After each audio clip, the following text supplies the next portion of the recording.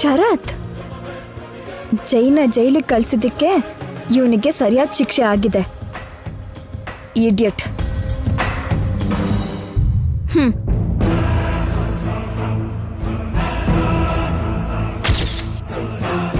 ಇವನಿಗೆ ಹೆಲ್ಪ್ ಮಾಡಿದ್ರೆ ಮುಂದೆ ಯೂಸ್ ಆಗ್ತಾನೆ.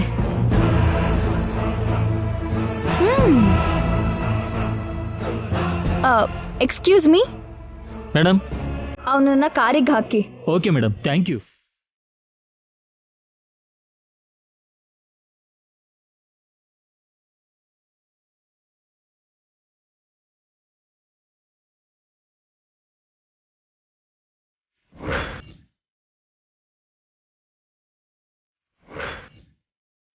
ಇನ್ 1 hour ಸಾಯ್ದೆ ಬದುಕಿರೋ ಶರತ್, ನಿನಗೆ ಒಂದು ಚಿಕ್ಕ ಕೆಲಸ ಇದೆ.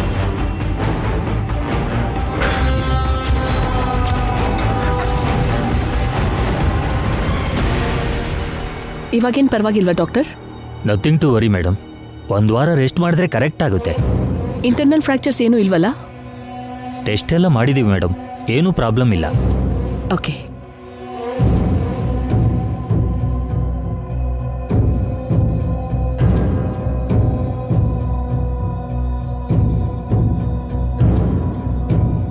ಈಗ ಹೇಗಿದೆ ಅತ್ತಿಗೆ? ಹೇಗಿರೋದೇನಮ್ಮ, ಉಬ್ಬಿದು ಪೂರಿ ಆಗಿದ್ಲು, ಈಗ ನೋಡು ಒಣಗಿದ ರೊಟ್ಟಿ ಆಗಿದ್ದಾಳೆ. ಬಾಸ್ಮತಿ ರೈಸಲ್ಲಿ ಮಾಡಿರೋ ಬಿರಿಯಾನಿ ಆಗಿದ್ಲು, ಕೆಂಪಕ್ಕಿಲಿ ಮಾಡಿರೋ ಗಂಜಿ ಆಗಿದ್ದಾಳೆ. ಕಷ್ಟದಲ್ಲೂ ಕಂಪೇರ್ ಮಾಡಕ್ಕೆ ನಿಮ್ಗೆ ಫುಡ್ ಒಂದೇ ಬೇಕಾ ಸರ್? ಜೈ ನಿತ್ಯ ಜೊತೆಯಾಗಿರ್ಬೇಕು ಅಂತ ಬಂದ್ರಿ, ಈಗ ಅವರೇ ನಿಮ್ ಜೊತೆಲಿರುವಂತ ಪರಿಸ್ಥಿತಿ ಬಂದಿದೆ.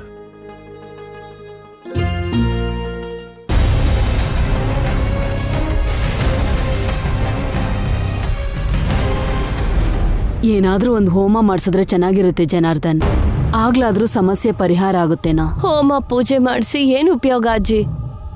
ಅದರಿಂದ ದೇವ್ರ ವರ ಕೊಡಬಹುದೇ ಹೊರತು ದೆವ್ವ ಅಲ್ಲ. ದೆವ್ವನ ಸರಿ ಮಾಡಬೇಕು ಅಂದ್ರೆ ಕ್ಷುದ್ರ ಪೂಜೆ ಮಾಡಬೇಕು. ನೀನ್ ಸುಮ್ನಿರು ನಾಣಿ.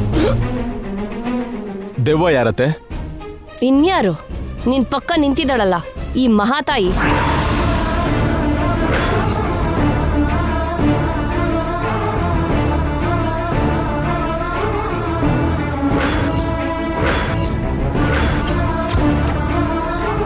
ಅವಳೇನ್ ಮಾಡಿದ್ಲು? ಇನ್ನ ಏನ್ ಮಾಡ್ಬೇಕು? ಅಬ್ಬಾ, ನಾನು ಎಷ್ಟು ಸಲ ಹೇಳಿದ್ರು ನಿಂಗೆ ಅರ್ಥ ಆಗಲ್ಲ? ಶನಿ ಬಂದು ಹೆಗ್ಲೇರಿದ ಹಾಗೆ ಈ ಮಹಾತಾಯಿ ಯಾವ ದಿನ ನಮ್ಮ ಮನೆಗೆ ಕಾಲಿಟ್ಲೋ ಆ ದಿನದಿಂದ ನಮ್ಮ ಮನೆಗೆ ದರಿದ್ರನೇ ಬಂದಿದೆ. ಸುಮ್ನೆ ಇರು ಚಂದ್ರಿಕಾ, ನಿನ್ಗೆ ಎಷ್ಟ್ ಸಲ ಹೇಳ್ಬೇಕು ಆ ರೀತಿ ಮಾತಾಡ್ಬೇಡ ಅಂತ? ನಿನ್ ಬಾಯಿಂದನೇ ಜೈ ಆ ಮನೆಗೆ ಹೋಗ್ಬೇಕಾಯ್ತು. ನನ್ನ ಬಾಯಿಂದ ಅಲ್ಲ ಅಜ್ಜಿ, ಈ ದುಷ್ಟ ಗ್ರಹದ ಹಣೆ ಬರದಿಂದ ಮೊನ್ನೆ ಜೈಗಾಯ್ತು, ಇವತ್ತು ನನಗಾಯ್ತು, ನಾಳೆ ಇನ್ಯಾರಿಗೆ ಕಾದಿದ್ಯೋ? ಏನ್ ಮಾತಾಡ್ತೀಯ ಚಂದ್ರಿಕಾ? ಎಲ್ಲದಕ್ಕೂ ನಿತ್ಯಾನೇ ಹೊಣೆ ಅನ್ನೋದು ಸರಿಯಲ್ಲ. ಹೌದತ್ಗೆ, ಬಂಗಾರದಂತ ಹುಡುಗಿ, ಹೀಗೆಲ್ಲ ಮಾತಾಡಿ ನೋವು ಕೊಡ್ಬೇಡಿ. ಹೊಸ ಮನೆ ಅಲ್ವಾ, ಅಭ್ಯಾಸ ಇಲ್ದೆ ಕೆಳಗ್ ಬಿದ್ದಿರ್ಬೇಕು. ಅಷ್ಟ್ ಮಾತ್ರಕ್ಕೆ ನೀವು ನಿತ್ಯನ್ ಅನ್ಬೋದಾ? ನನ್ಗೆ ಮನೆ ಹೊಸ್ತಿರ್ಬೋದು, ನಡೆಯೋದೇನ್ ಹೊಸ್ತಲ್ವಲ್ಲ. ನಾನ್ ಕೆಳಗ್ ಬಿದ್ದಿದ್ದಕ್ಕೆ ಪೂರ್ತಿ ನಿತ್ಯನೇ ಕಾರಣ. ಒಳ್ಳೇದಾಯ್ತು, ಅವಳು ಮಾತ್ರ ಬಿದ್ಲು, ನಾನ್ ಕೂಡ ಬಿದ್ದಿದ್ರೆ ಇನ್ನೇನಾಗ್ತಿತ್ತು? ಅಲ್ಲ, ಈಗ ಏನಾಯ್ತು ಮಾವ? ಡಾಕ್ಟರ್ ಅತ್ತೆಗೆ ಏನಾಗಲ್ಲ ಅಂತ ಹೇಳಿದ್ರಲ್ವಾ? ನೋವು ಅನ್ಭವಿಸ್ತಿರೋದ್ ನೀನಲ್ವಾ, ಏನ್ ಬೇಕೋ ಹೇಳ್ತೇನೆ. ಯಾವತ್ತು ನನ್ನ ಮಗಳು ಮನೆಯಿಂದ ಹೊರಗೆ ಹೋದ್ಲೋ ಅವತ್ತೇ ಅದೃಷ್ಟ ದೇವತೆ ಹೋಗಿ ನಿತ್ಯ ರೂಪದಲ್ಲಿ ದುರದೃಷ್ಟ ದೇವತೆ ನಮ್ಮ ಮನೆಗೆ ಬಂದ್ಲು. ಅದಕ್ಕೆ ಈ ಅನಿಷ್ಟಗಳೆಲ್ಲ ನಡೀತಾ ಇರೋದು.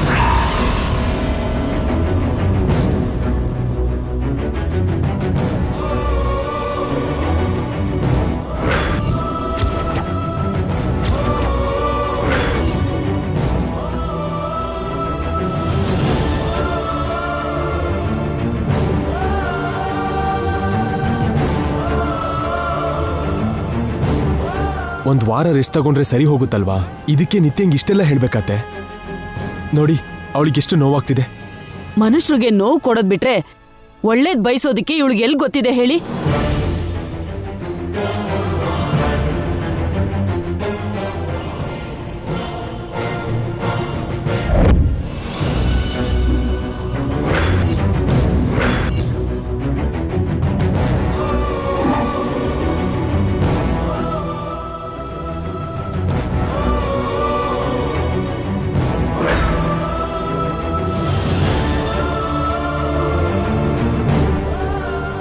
ಯಾಕಮ್ಮ ಚಂದ್ರಿಕಾ ಆಡಿದ ಮಾತ್ಗೆ ಬೇಜಾರ್ ಮಾಡ್ಕೊಂಡಿದ್ಯಾ? ನಿನಗೆ ಗೊತ್ತಿಲ್ಲದೆ ಇರೋದ? ಅವಳು ಬಾಯೇ ಹಾಗೆ, ಅದಕ್ಕೆಲ್ಲ ತಲೆ ಕೆಡಿಸ್ಕೋಬೇಡ. ನೀನೇನು ನಿನ್ ಬೆಲೆ ಏನು ಅಂತ ನಮಗ್ ಗೊತ್ತಮ್ಮ. ಅವ್ರ ಅಂದ್ ಮಾತ್ರಕ್ಕೆ ನಿನ್ ಗೌರವ ಯಾವತ್ತೂ ಕಡಿಮೆ ಆಗಲ್ಲ. ಹೌದು ಮೇಡಮ್, ನೀವೆಷ್ಟು ಒಳ್ಳೆಯವರು, ನಿಮ್ಮ ಮನ್ಸೇನು ಎಲ್ರಿಗೂ ಗೊತ್ತು. ಯಮುನಾ ನದಿ ಬತ್ತೋಗಿ ಖಾಲಿಯಾದ ಮಾತ್ರಕ್ಕೆ ನದಿಯಿಂದಿರೋ ತಾಜ್ ಮಹಲ್ ಅಂತ ಕಡಿಮೆ ಆಗುತ್ತೆ ಮೇಡಮ್. ನೀವು ಹಾಗೆ.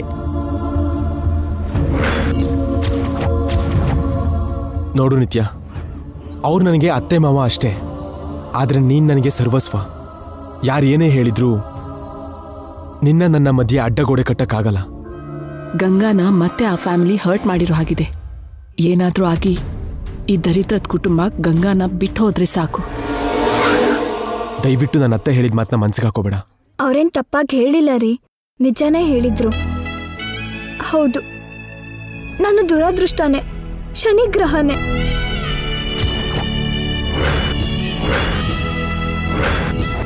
ನಾನು ಕೆಟ್ಟ ಜಾತಕದವಳು ಅಲ್ದಿದ್ರೆ ನೀವು 2ನೇ ಪ್ಲೇಸಿಂದ 10ನೇ ಪ್ಲೇಸ್ಗೆ ಬರ್ತಿದ್ರಾ? ನಾನು ಶನಿಗ್ರಹ ಆಗಿದ್ಕೆ ನೀವು ಜೈಲಿಗೆ ಹೋದ್ರಿ, ನಿಮ್ ಮರ್ಯಾದೆ ಹೋಯ್ತು. ಚಿಕ್ಕಮ್ಮ ಕೆಳಗಡೆ ಬಿದ್ರು, ಅವ್ರ ಮಗಳು ಕೂಡ ನನ್ನಿಂದಾನೇ ಮನೆಯಿಂದ ಹೋಗಿದ್ದು. ನಿಮಗಾಗಿರೋ ಎಲ್ಲ ನಷ್ಟಕ್ಕೆ ಕಾರಣ ನಾನು. ನಂದು ನಷ್ಟ ಜಾತಕನೇ. ಇಲ್ಲ ಅಮ್ಮ, ನೀನು ನಮ್ಮನೆ ಮಹಾಲಕ್ಷ್ಮಿ. ಅಲ್ಲ ಅಜ್ಜಿ, ನಾನು ದರಿದ್ರ ಲಕ್ಷ್ಮಿನೇ. ಧನಲಕ್ಷ್ಮಿ ಹತ್ರ ದುಡ್ಡೆಲ್ಲ ಮಾಯ ಆದ ಹಾಗೆ ದರಿದ್ರ ಎಲ್ಲ ನನ್ನ ಹತ್ರನೇ ಇದೆ. ಅದು ನನ್ನ ಸುತ್ತ ಇರೋರಿಗೆ ಕಷ್ಟ ಕೊಡ್ತಾ ಇದೆ. ಅದು ನಿನ್ ಬಗ್ಗೆ ತಿಳಿದೇವ್ರು ಆಡೋ ಮಾತುಗಳಮ್ಮ. ಯಾರೋ ಹೇಳೋದ್ ಯಾಕೆ ಮಾವ? ನಾನ್ ಹೇಳ್ತಿದ್ದೀನಲ್ಲ, ನನ್ ಕಾಲ್ಗುಣ ಸರಿ ಇಲ್ಲ. ಹಾಗನ್ಬೇಡಮ್ಮ. ನೀನಿಲ್ದೇ ಇದ್ದಿದ್ರೆ ಜೈ ಪ್ರಾಣ ಉಳಿತಿತ್ತ ಹೇಳು? ನಾವೆಲ್ಲ ಬದುಕಿರ್ತಿದ್ವಾ? ನಮ್ ಸಂತೋಷನೇ ನೀನಮ್ಮ. ಇಲ್ಲ ಅತ್ತೆ, ನನ್ನಿಂದ ಯಾರಿಗೂ ಸುಖ ಇಲ್ಲ. ನನ್ ಮದ್ವೆ ಮಾಡ್ಕೊಂಡು ನಿಮ್ ಮಗ ಕಷ್ಟ ಪಡ್ತಿದ್ದಾರೆ. ಹೆಂಡತಿಯಾಗಿ ಯಾವತ್ತೂ ನಾನು ಅವ್ರಿಗೆ ಸಂತೋಷ ಕೊಡ್ಲಿಲ್ಲ. ಇಲ್ಲಿವರೆಗೂ ನಮ್ ಶೋಭನೂ ಆಗ್ಲಿಲ್ಲ. ನಮ್ ಪ್ರೀತಿಗೆ ಶೋಭನ ಯಾವತ್ತೂ ಇಂಪಾರ್ಟೆಂಟ್ ಅಲ್ಲ ನಿತ್ಯ. ನಮ್ ಶೋಭನ ಮುಂದೆ ನಡೆದೇ ಇದ್ರು ನಾವು ಒಟ್ಟಿಗೆ ಇರ್ತೀವಿ. ಇಲ್ಲ ರೀ, ಮನುಷ್ಯರು ದೂರ ಇದ್ದು ಮನ್ಸು ಹತ್ರ ಆಗೋದು ಬೇರೆ, ಮನುಷ್ಯರು ಹತ್ರ ಇದ್ದು ದೂರ ಇರೋದು ಬೇರೆ. ನನ್ನಿಂದ ನೀವು ಹಾಗೆ ಕಷ್ಟ ಪಡ್ತಾ ಇದ್ದೀರಾ.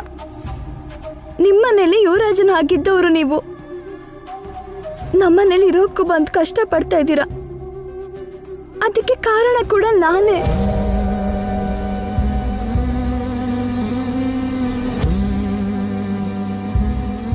ಇಲ್ಲ ಮೇಡಮ್, ನಿಮ್ಮಿಂದ ಸಾರ್ ತುಂಬಾ ಸಂತೋಷವಾಗಿದ್ದಾರೆ. ಈ ಮಾತನ್ನ ನನ್ನ ಹತ್ರ ಎಷ್ಟೋ ಸಾರಿ ಹೇಳಿದ್ದಾರೆ.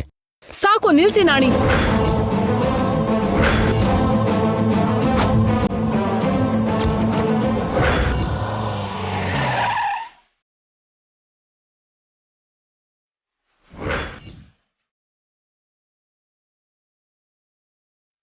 ಸ್ಟ್ರೆಚರ್.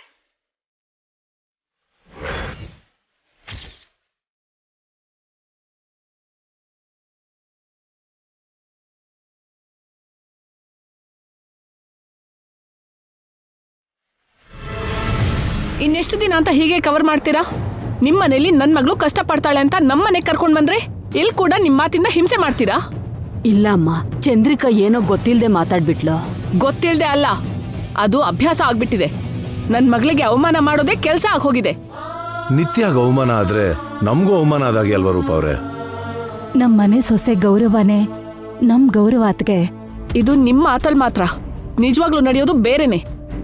ನೊಂದ್ಕೊಳ್ದೆ ಹೋಗಿದ್ರೆ ನನ್ನ ಮಗಳು ತನ್ನನ್ ತಾನೇ ದರಿದ್ರ ಅಂತ ಹೇಳ್ಕೋತಾಳ?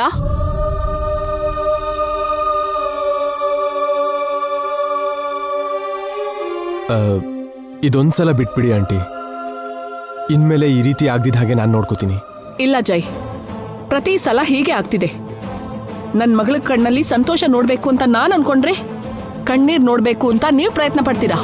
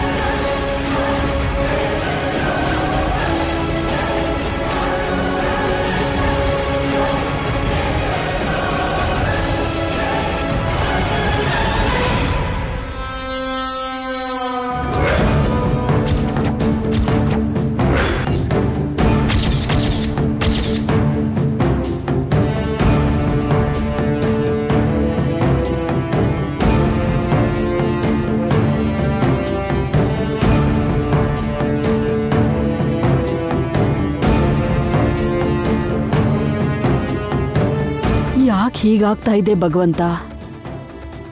ಹೀಗಾದ್ರೂ ಗಂಗಾ ಜೈನ ದೂರ ಆಗೋ ಹಾಗೆ ಮಾಡಿದ್ರೆ ಚೆನ್ನಾಗಿರತ್ತೆ ಭಗವಂತ.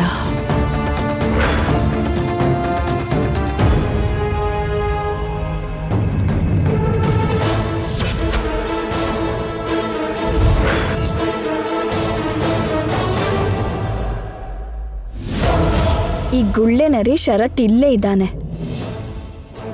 ಮಾಮ್ ಗಂಗಾ ಜೈ ಅವರು ಇಲ್ಲೇ ಇದ್ದಾರೆ. ಇವನ್ನ ಅವ್ರಿಗೆ ಲಿಂಕ್ ಮಾಡ್ಬಿಟ್ರೆ ಜೈನ ಜೈಲಿಗೆ ಕಳ್ಸಿರೋ ಮ್ಯಾಟರ್ ಗಂಗಾಗೆ ಗೊತ್ತಾಗತ್ತೆ. ಆಗ ಮಾಮ್ ಔಟ್, ನಾನು ಏನ್. ಮಾಮ್ ಸೈಡ್ ಆಗ್ತಿದ್ದ ಹಾಗೆ ಗಂಗಾಗೆ ಜೈಗೆ 3 ರಾತ್ರಿ ಮುಗಿಸ್ತೀನಿ. ಆಮೇಲೆ ಗಂಗಾನ ಸೈಡ್ ಮಾಡಿ ನಾನು ಜೈ ಪಕ್ಕದಲ್ಲಿರ್ತೀನಿ. Perfect plan.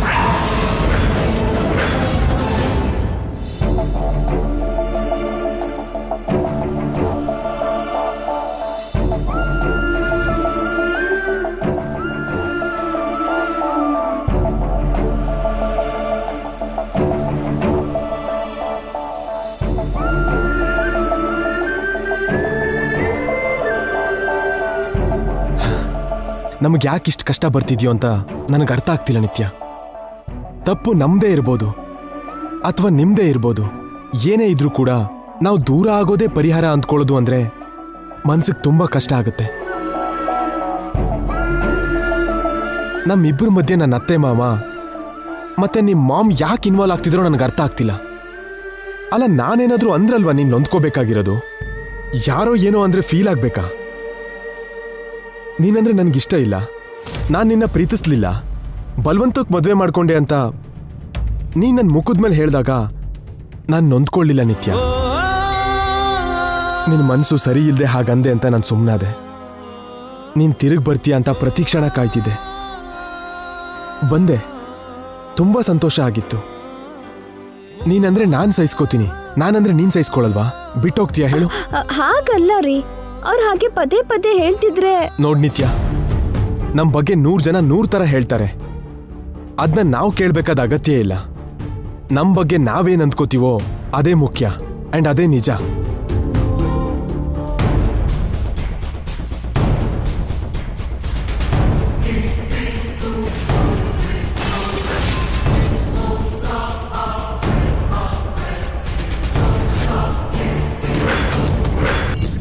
ನೀನಂದ್ರೇನು ಅಂತ ನನಗೆ ಗೊತ್ತು, ನಾನಂದ್ರೇನು ಅಂತ ನಿನಗೆ ಗೊತ್ತು. ನಮ್ಮ ಬಗ್ಗೆ ತಿಳಿದೇ ಇರೋರ ಮಾತು ನಮಗೆ ಅನಗತ್ಯ.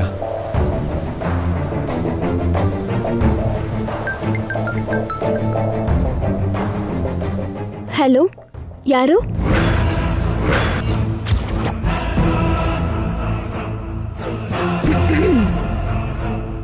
ಹಲೋ, ನಿತ್ಯ ಅವರಾ? ಅಲ್ಲ ಮೇಡಮ್, ನೀವು?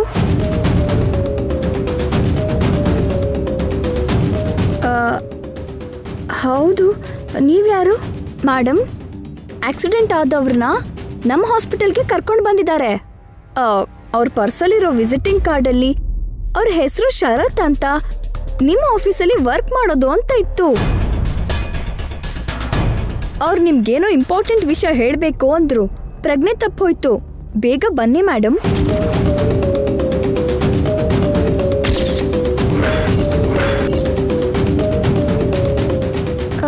ಯಾವ ಹಾಸ್ಪಿಟಲ್? ಏನಾಯ್ತು ನಿತ್ಯ? United nursing home. ನಾನು ಕೂಡ ಅದೇ ಹಾಸ್ಪಿಟಲಲ್ಲಿ ಇದ್ದೀನಿ.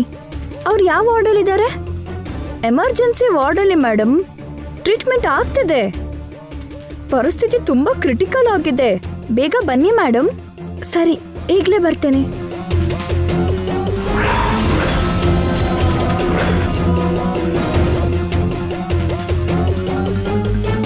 ವಾಟ್ ಹ್ಯಾಪನ್ ನಿತ್ಯ? ಯಾರಿಗಾದ್ರೂ ಏನಾದ್ರೂ ಆಯ್ತಾ? ಶರತ್ಗೆ ಆಕ್ಸಿಡೆಂಟ್ ಆಗಿದ್ಯಂತೆ. ಈ ಹಾಸ್ಪಿಟಲ್ ಅಡ್ಮಿಟ್ ಆಗಿದಾರಂತೆ. ಹಂಗೆ ಆಗ್ಬೇಕಾ ಕಳ್ಳಂಗೆ? ಇಲ್ದಿದ್ರೆ ನಿಮ್ಮನ್ನೇ ಜೈಲಿಗೆ ಕಳಿಸ್ತಾನ? ಇನ್ನು ಇದನ್ನ ಓದ್ನ ಮೇಡಮ್? ತಪ್ಪು ನಾಣಿ, ಹಾಗನ್ಬಾರ್ದು. ಬಾ ನಿತ್ಯ, ನೋಡೋಣ.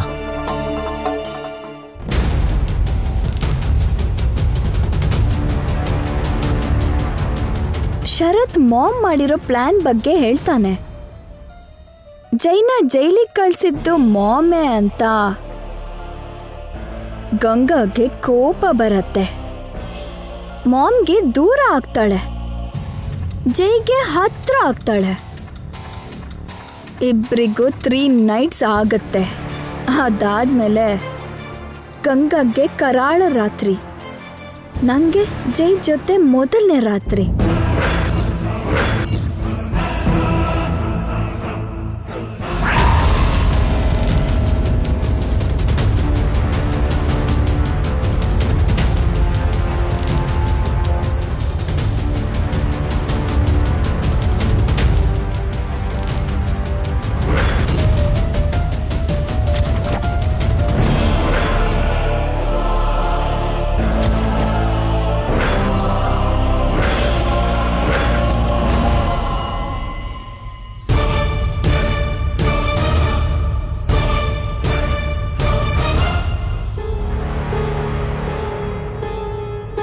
ಕೇರ್ಫುಲ್ ಆಗಿ ನೋಡ್ಕೊಳ್ಳಿ. ಸರಿ ಡಾಕ್ಟರ್.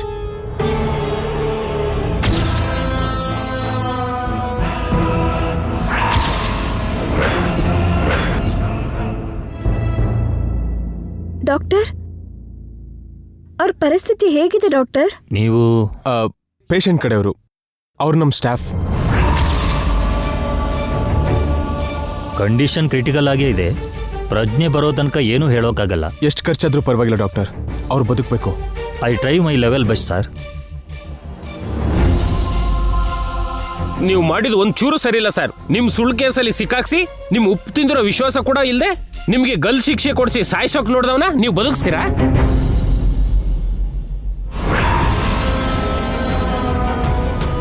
ತಪ್ಪೇನಿದೆ ನಾಣಿ ಅವ್ರೆ? ಒಬ್ರು ಸಾವನ್ನ ನಾವ್ ಯಾವತ್ತೂ ಬಯಸಬಾರ್ದು. ಸಾವನ್ನ ಅವನು ಬಯಸಿದ್ನಲ್ಲ ಮೇಡಮ್. ನಾವು ಅದೇ ತಪ್ಪು ಮಾಡಿದ್ರೆ ನಮಗೂ ಅವನಿಗೂ ವ್ಯತ್ಯಾಸ ಏನಿರುತ್ತೆ ನಾಣಿ? ಏನೋ ಸ್ವಲ್ಪ ದುಡ್ಡು ಸಿಗುತ್ತೆ ಅಂತ ಆಸೆ ಪಟ್ಟಿರ್ಬೇಕು. ಭಿಕ್ಷೆ ಎತ್ತಿದ್ರು ದುಡ್ಡು ಸಿಗುತ್ತೆ ಸರ್.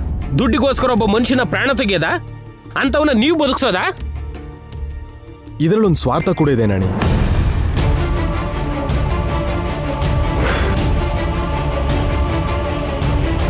ಕೇವಲ ದುಡ್ಡುಗೋಸ್ಕರ ಮಲ್ಲಿಕಾ ಶರತ್ ನನ್ನನ್ನ ಕೇಸಲ್ಲಿ ಸಿಕ್ಕಾಕ್ಸಿಲ್ಲ. ಆ ಕೇಸ್ಗೆ ಇನ್ನೇನೋ ಮೋಟೋ ಇದೆ, ಇನ್ಯಾರ್ದೋ ಕೈವಾಡ ಇದೆ.